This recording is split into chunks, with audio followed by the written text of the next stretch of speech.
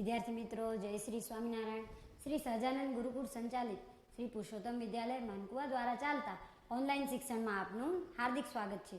આજે આપણે ધોરણ 11 વિષય એસપીએનસીસી ભાગ 2નું ચેપ્ટર નંબર 4 આવેદનપત્ર વિશે અભ્યાસ કરશું. આવેદનપત્ર છે તે કંપનીનું મૂળભૂત દસ્તાવેજ કહી શકાય, પાયાનું દસ્તાવેજ કહી શકાય. જ્યારે કંપનીની સ્થાપના વિધિ થાય ત્યારબાદ કંપનીની નોંધણીનું પ્રમાણપત્ર, નોંધણીનો તબક્કો અનુસરવું પડે, જે આપણે ત્રીજા ચેપ્ટરમાં આપણે અગાઉ જોઈ ગયા છીએ કે ત્રીજા ચેપ્ટરમાં કંપનીની સ્થાપના પૂર્વેના તબક્કા, નોંધણીનું પ્રમાણપત્ર. તો નોંધણીના તબક્કા વખતે આ આવેદનપત્ર અને નિયમનપત્ર બે બનાવવા, તૈયાર કરવા ફરજિયાત છે. દરેક કંપનીએ આવેદનપત્ર તૈયાર કરવું ફરજિયાત પડે છે. હવે એ આવેદનપત્ર એ શું છે એના વિશે આપણે માહિતી મેળવશું અને એનો અર્થ અને લક્ષણો આપણે આજે અભ્યાસમાં લેશું. તો આવેદનપત્ર કંપનીના 2013ના હેઠળ 2013ના કંપની ધારા હેઠળ દરેક કંપનીની નોંધણી કરાવી તો ફરજિયાત છે. નોંધણી વગર કોઈ કંપની સ્થાપી શકાતી નથી. કંપનીએ નોંધણી કરતી વખતે જ આવેદનપત્ર, નિયમનપત્ર રજૂ કરવા પડે છે. એટલે કે નોંધણી થાય કંપનીની ત્યારે આ બે દસ્તાવેજો, આવેદનપત્ર અને નિયમનપત્ર, એ બે દસ્તાવેજો છે એ કંપની રજિસ્ટ્રાર સમક્ષ રજૂ કરવા પડે છે અને નોંધાવવા પણ પડે છે.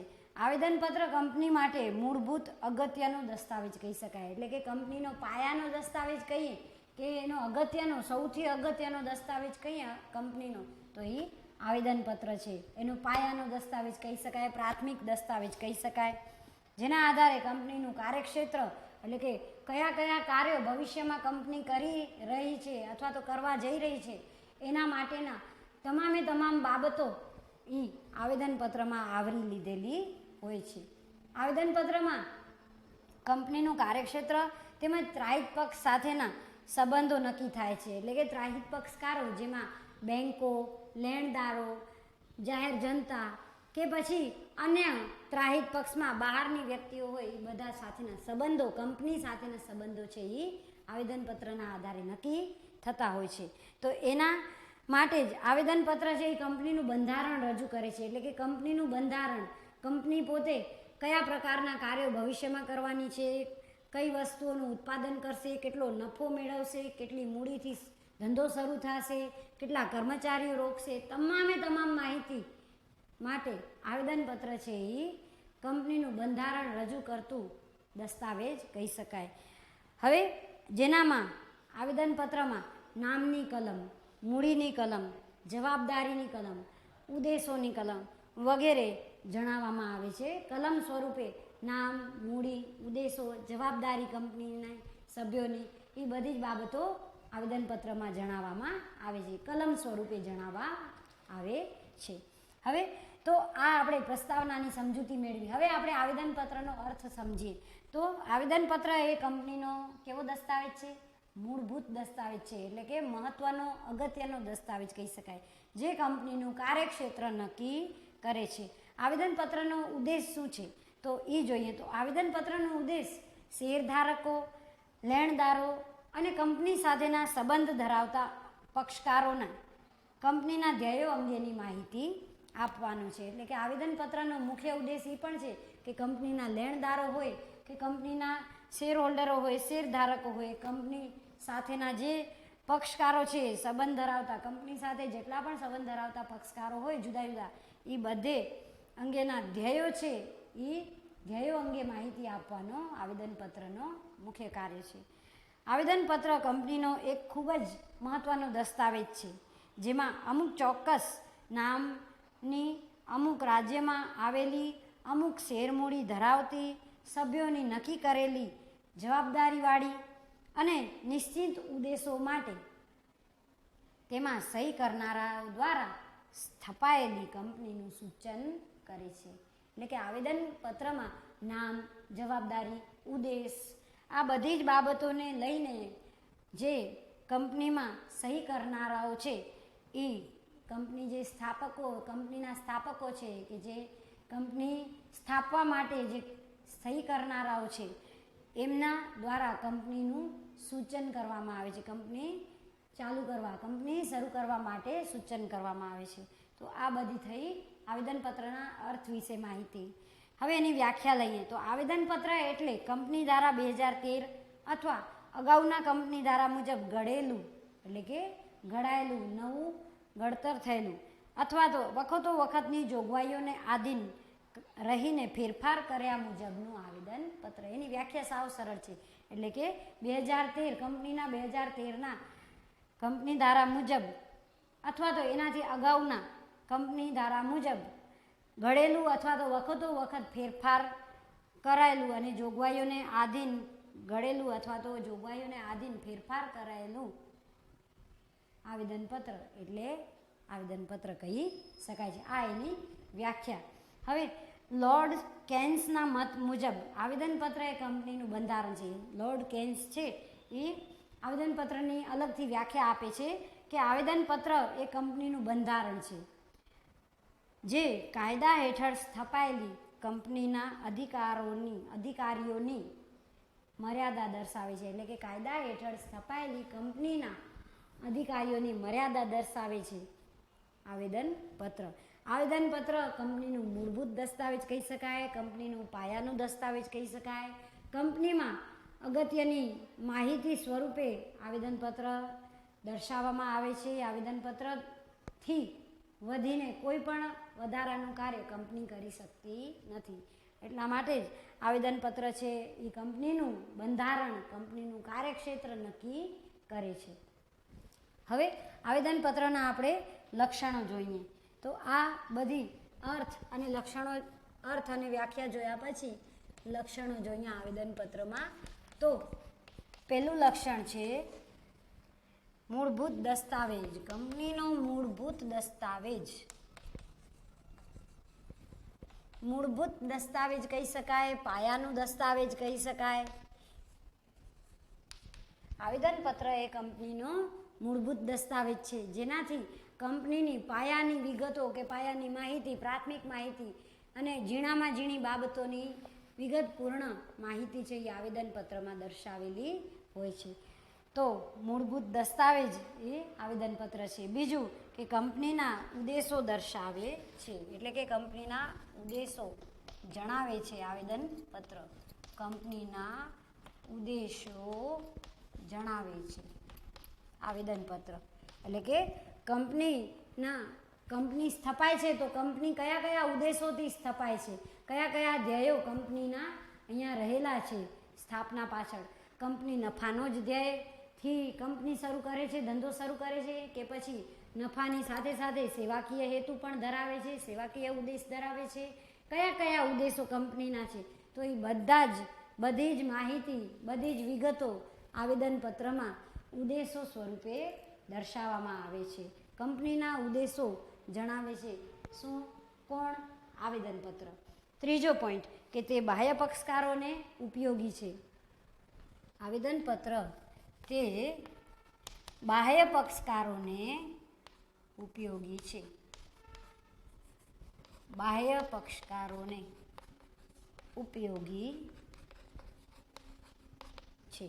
એટલે કે બાહ્ય પક્ષકારો જેનામાં કંપની સાથે ઉછીની મૂડીનું રોકાણ કરનાર લેણદારો હોય કે કંપની સાથે જે લોન આપનાર બેન્કો હોય કે પછી જાહેર જનતા હોય કે પછી સરકાર હોય, તો આ બધા જ શું કહેવાશે? કંપની માટે બાહ્ય પક્ષકારો કહેવાશે. તો આ બાહ્ય પક્ષકારો માટે ઉપયોગી છે આવેદનપત્ર. તો આ ત્રીજું લક્ષણ કે આવેદનપત્ર એ કંપનીના બાહ્ય પક્ષકારો માટે પણ ઉપયોગી છે. બાહ્ય પક્ષકારો જે લેણદારો છે, કંપનીને જે ઉછીનું નાણું આપનાર છે, એમને કંપનીને નાણાં ઉછીના આપવા કે નહીં એ કોના આધારે નક્કી કરશે? લેણદારો. આ આવેદનપત્રના અભ્યાસ દ્વારા લેણદારો નક્કી કરે છે કે જે બાહ્ય પક્ષકાર તરીકે ધરાવે છે. બીજું કે બેન્કો. તો બેન્ક પણ કંપનીને લોન આપે છે. જ્યારે કંપનીને નાણાંની જરૂરિયાત ઉદ્ભવે, ઉછીની મૂડી મેળવવાની જરૂરિયાત ઉદ્ભવે ત્યારે બેન્ક પણ કંપનીને ઉછીના નાણાં આપે છે. તો બેન્ક પણ બાહ્ય પક્ષકારમાં આવે છે. તો બેન્ક પણ શેનો સૌપ્રથમ અભ્યાસ કરશે, ત્યારબાદ લોન આપશે? આ આવેદનપત્રનો સૌપ્રથમ અભ્યાસ કરશે. ત્યારબાદ જ કંપનીને લોન આપવી અને લોન પણ કેટલી રકમની આપવી એ પણ આ આવેદનપત્ર દ્વારા નક્કી કરે છે બેન્કો. તો અહીંયા બાહ્ય પક્ષકારો માટે આવેદનપત્ર છે એ ઉપયોગી છે. ચોથું લક્ષણ કે આવેદનપત્ર કંપનીના અસ્તિત્વ વિશે અને તેની રજિસ્ટર ઓફિસ વિશે માહિતી આપે છે. કંપનીના અસ્તિત્વ વિશે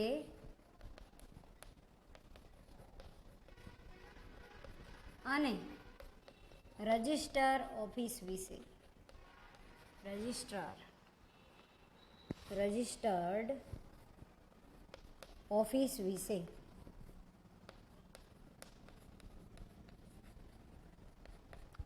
માહિતી આપે છે.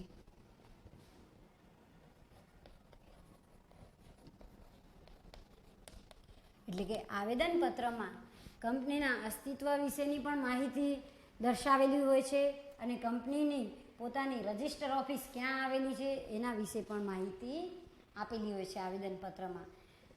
પાંચમો પોઈન્ટ કે આવેદનપત્રમાં ફેરફાર કરવા ખૂબ મુશ્કેલ છે. એટલે કે અહીંયા પાંચમું લક્ષણ આવેદનપત્રમાં ફેરફાર કરવું મુશ્કેલ. આવેદનપત્રમાં ફેરફાર કરવું મુશ્કેલ.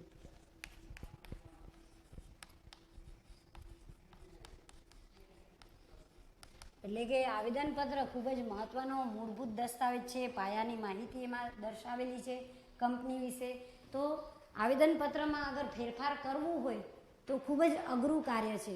એનામાં ફેરફાર કરવા માટે ખૂબ જ લાંબી વિધિઓમાંથી પસાર થવું પડે અને ફેરફાર કરવું ખૂબ જ મુશ્કેલ થઈ પડે.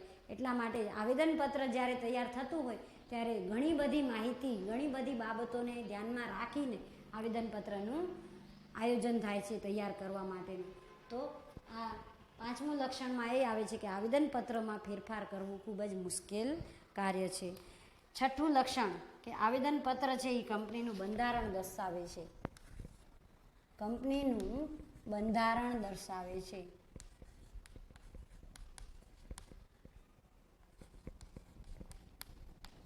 આવેદનપત્રથી કંપની કયા કાર્યો કરે છે, હાલ ભવિષ્યમાં કયા કાર્યો કરશે, કંપનીનું આખું સમગ્ર બંધારણ, કંપનીના નીતિ, નિયમો, સિદ્ધાંતો, તમામ માહિતી છે એ આવેદનપત્રમાં આવરી લીધેલી હોય છે. એટલા માટે જ કંપનીનું બંધારણ છે એ દર્શાવતું કયું દસ્તાવેજ? આવેદનપત્ર. તો આ 6 લક્ષણોના આધારે આવેદનપત્રની આપણે સમજૂતી મેળવી. હવે આવેદનપત્રનું એનામાં કઈ કઈ કલમોનો સમાવેશ થાય છે અને એના આધારે આપણે કયા પ્રકારની કંપનીઓ હોય એણે આવેદનપત્રમાં કઈ કઈ વિગતો ઉમેરવી જોઈએ એ બધી માહિતી જોઈએ. તો નવા કંપની ધારા 2013 પ્રમાણે કંપનીના પ્રકાર અનુસાર આવેદનપત્ર તૈયાર કરવાનું હોય છે.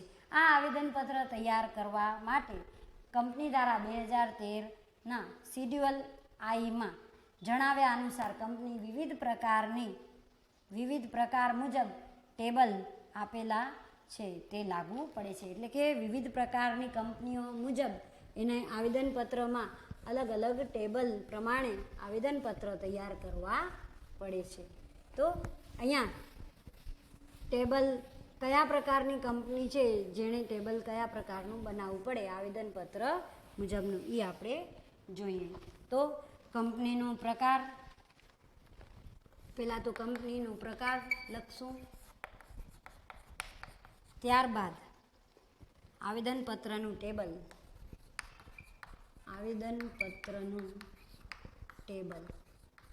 કંપની ધારા 2013 મુજબ. બરાબર. હવે અહીંયા જોઈએ તો કંપનીનો કયા પ્રકારની કંપની છે તો એને આવેદનપત્રનું કયા પ્રકારનું ટેબલ તૈયાર કરવું પડે એ આપણે માહિતી લેવાની છે. તો સૌપ્રથમ શેરમૂડીથી મર્યાદિત કંપની હોય, શેરમૂડીથી મર્યાદિત કંપની, તો એવી કંપનીઓએ ટેબલ એ પ્રમાણે આવેદનપત્ર તૈયાર કરવું પડે. ટેબલ એ પ્રમાણે આવેદનપત્ર તૈયાર કરવું પડે. આવું 2 માર્કમાં પૂછાતું હોય છે કે કયા પ્રકારની કંપનીઓ મુજબ કયા પ્રકારના ટેબલ પ્રમાણે આવેદનપત્ર બનાવવા. તો શેરમૂડીથી મર્યાદિત કંપની માટે ટેબલ એ પ્રમાણે આવેદનપત્ર તૈયાર કરવું પડે છે. બીજું કે મર્યાદિત જવાબદારી, બાંયધરીથી મર્યાદિત જવાબદારી, બાંયધરીથી મર્યાદિત જવાબદારીવાળી કંપની, મર્યાદિત જવાબદારીવાળી કંપની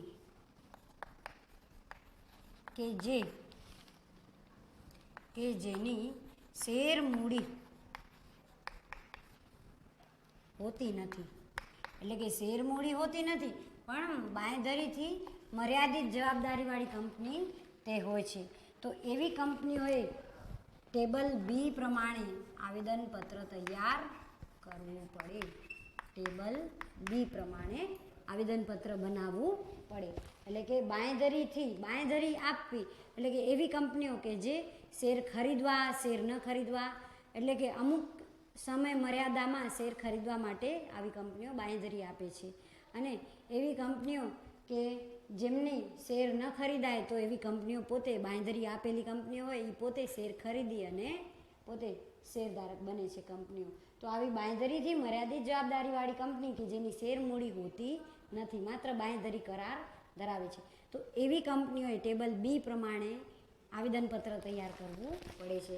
ત્રીજું કે બાંયધરીથી મર્યાદિત જવાબદારીવાળી કંપની ખરી પણ એને શેર બહાર પાડ્યા હોય, આ શેર મૂડી હોતી નથી અને અહીંયા શેર બહાર પાડ્યા હોય. સેમ પોઈન્ટ, બાંયધરીથી મર્યાદિત જવાબદારીવાળી કંપની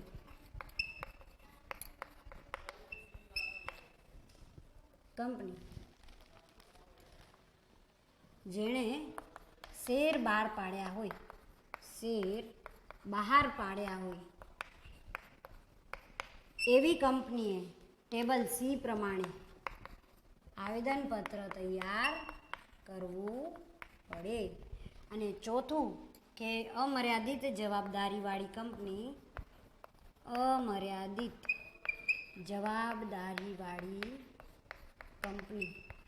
કે જેણે શેર મૂડી હોતી નથી, જેની શેર મૂડી હોતી નથી, એવી કંપનીઓએ ટેબલ ડી પ્રમાણે આવેદનપત્ર તૈયાર કરવું પડે. અને હજી છેલ્લી કે અમર્યાદિત જવાબદારીવાળી કંપની કે જેને શેર મૂડી હોય છે, તો એવી કંપની ટેબલ ઈ પ્રમાણે, ચોથા પછી પાંચમો પોઈન્ટ કે અમર્યાદિત જવાબદારીવાળી કંપની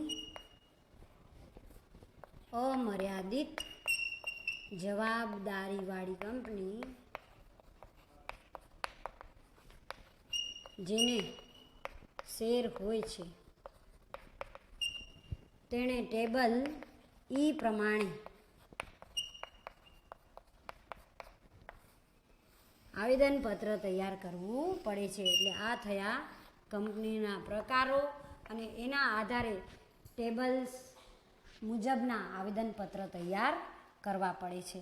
હવે આવેદનપત્ર કંપની ધારાના ટેબલ ABCDEની જોગવાઈઓ મુજબ છપાયેલું યોગ્ય ફકરામાં અનુક્રમ નંબર સાથેનું હોવું જોઈએ. એટલે કે આ ટેબલ્સ પ્રમાણે જે પ્રકારની કંપની અસ્તિત્વમાં આવનારી છે એને એ પ્રમાણે, ટેબલ પ્રમાણે એને આવેદનપત્ર તૈયાર કરવું પડે છે.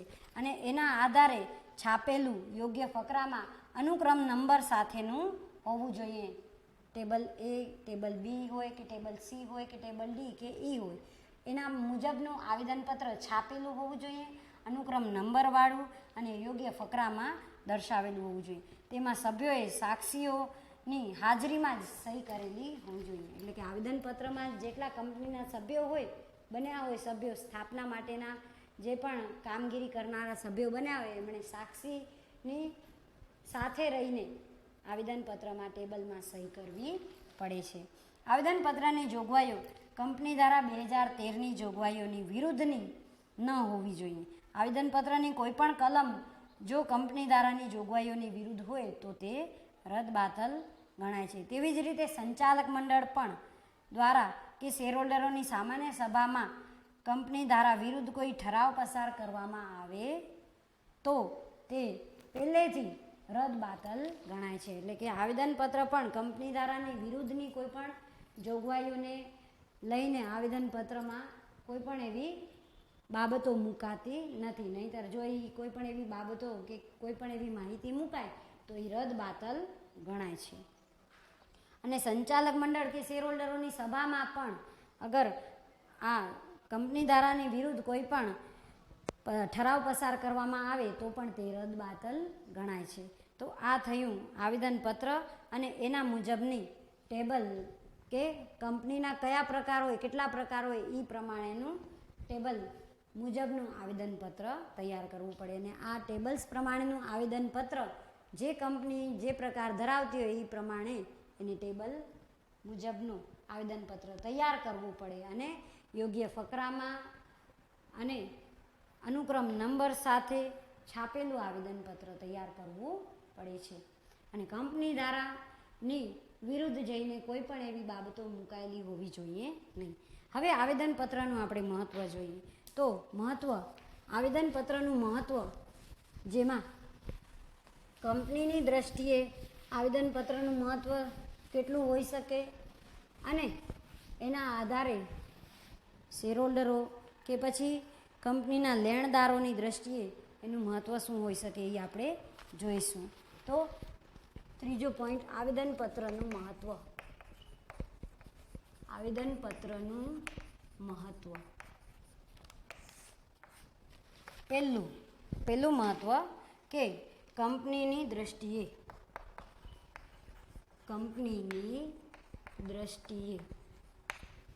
આવેદનપત્ર છે એ કંપનીની દ્રષ્ટિએ ખૂબ જ મહત્ત્વનું છે.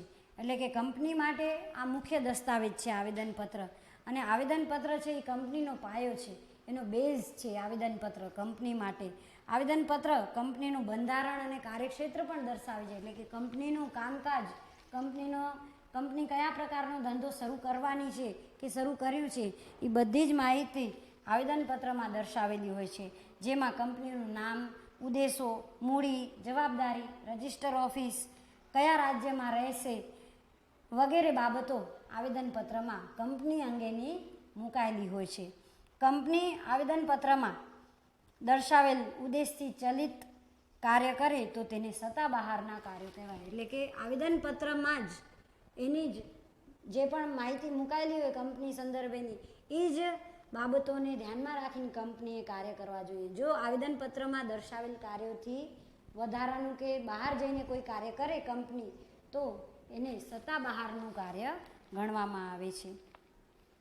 કંપની કેટલી સત્તાવાર મૂડી ધરાવે છે, સભ્યોની જવાબદારી મર્યાદિત છે કે અમર્યાદિત તે આ દસ્તાવેજથી જાણી શકાય છે. એટલે કે કંપની કેટલી સત્તાવાર મૂડી એટલે કે કંપની પોતાના જીવનકાળ દરમિયાન કેટલી મૂડી એની પાસે રહેશે, કેટલી મૂડીથી ધંધો શરૂ કરશે, કેટલી મૂડીથી વિકાસ કરશે, એ બધી જ સત્તાવાર મૂડીમાં આવરી લેવામાં આવે છે. એટલે સત્તાવાર મૂડી એટલે કે કંપનીની કુલ મૂડી તો એ કેટલી છે, અથવા તો કંપની વિશે એના સભ્યોની જવાબદારી કેટલી છે, મર્યાદિત છે, અમર્યાદિત છે, એ બધી જ માહિતી કેનામાં દર્શાવેલી હોય આવેદનપત્રમાં. એટલા માટે જ કંપનીની દ્રષ્ટિએ આવેદનપત્ર ખૂબ જ મહત્ત્વનું છે. બીજું, કંપનીના લેણદારો, વેપારીઓ, બેંકોની દ્રષ્ટિએ કંપનીના લેણદારો, વેપારીઓ અને બેંકોની દ્રષ્ટિએ આવેદનપત્ર છે એ આ બધા જ કંપનીના લેણદારો જોઈએ કે કંપની માટેના વેપારીઓ જોઈએ કે બેંકો જોઈએ, બધા જ બાહ્ય પક્ષકારોમાં આવે છે. હવે આવેદનપત્ર ત્રાહિત પક્ષ એટલે કે આવા બાહ્ય પક્ષકારો સાથે કંપનીના સંબંધો નક્કી કરે છે. આવેદનપત્ર કંપનીના જે કાર્યો કરવા માંગે છે કંપની તે માહિતી મેળવીને લેણદારો, વેપારીઓ કે બેંકો નાણાં ઉછીના આપવા કંપનીને કે ન આપવા તે અંગે નિર્ણય લઈ શકે છે. એટલે કે કંપનીના લેણદારો લ્યો કે વેપારીઓ લ્યો કે બેંકો લ્યો, એ ત્રણ આવેદનપત્રમાં દર્શાવેલ આ બાહ્ય પક્ષકારો છે અને એ આવેદનપત્રને આધારે જ નિર્ણય લેશે કે કંપનીને નાણાં ઉછીના આપવા કે નહીં. જો કંપનીને નાણાં ઉછીના આપવા કે નહીં એ અંગેના નિર્ણય લેવા માટે આવેદનપત્રનો અભ્યાસ આ ત્રણે ત્રણ પક્ષકારો માટે ખૂબ જ અગત્યનું છે. તો લેણદારો, વેપારીઓ અને બેંકોની દ્રષ્ટિએ પણ આવેદનપત્ર છે એ ખૂબ જ મહત્ત્વનું છે. ત્રીજો પોઈન્ટ કે કંપનીના શેરહોલ્ડરોની દ્રષ્ટિએ, કંપનીના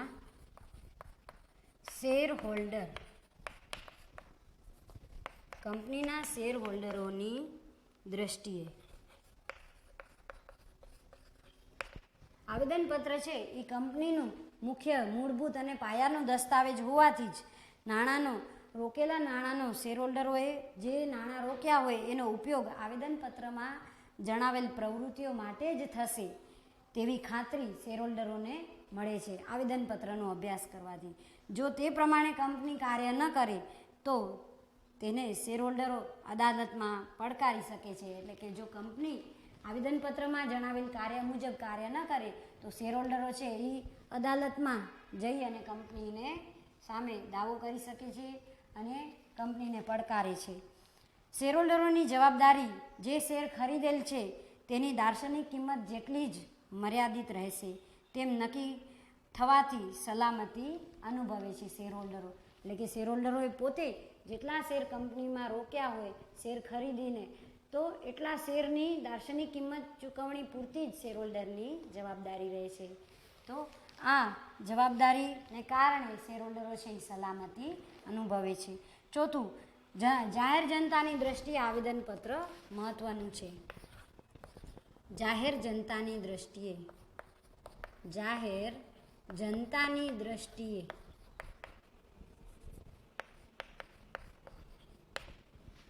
તો જાહેર જનતાની દ્રષ્ટિએ પણ આવેદનપત્ર ખૂબ જ મહત્ત્વનું છે, જેનામાં સમાજની કોઈ પણ વ્યક્તિ કંપનીમાં નાણાં રોકવા માટે પ્રાથમિક માહિતી આવેદનપત્રમાંથી મેળવી શકે છે અને તેની નકલ પ્રાપ્ત કરી શકે છે. એટલે કે જાહેર જનતા કે જે પોતાની બચતોનું રોકાણ કંપનીમાં શેરમાં કરવું હોય એવી જાહેર જનતાની દ્રષ્ટિએ પણ આવેદનપત્ર મહત્ત્વનું છે.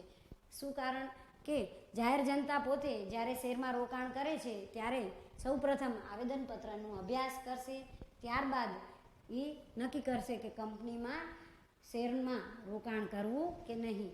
તો જાહેર જનતાની દ્રષ્ટિએ પણ આવેદનપત્ર છે એ ખૂબ જ મહત્ત્વનું છે. તો આ થયા આવેદનપત્રના મહત્ત્વ દર્શાવતા 4 મુદ્દાઓ. હવે આના આધારે હું તમને હોમવર્ક આપી દઉં.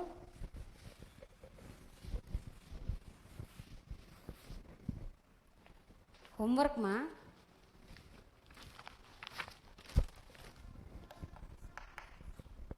પહેલો, આવેદનપત્ર એટલે શું?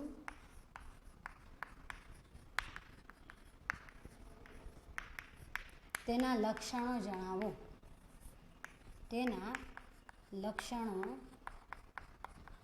જણાવો. બીજો પ્રશ્ન, આવેદનપત્રનું મહત્વ સમજાવો.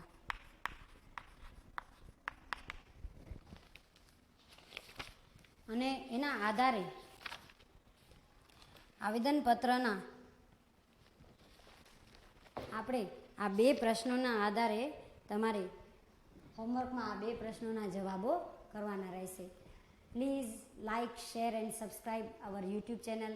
ફરી પાછા નવા વિડીયો, નવા ટોપિક સાથે મળશું. ત્યાં સુધી સર્વેને જય શ્રી સ્વામિનારાયણ.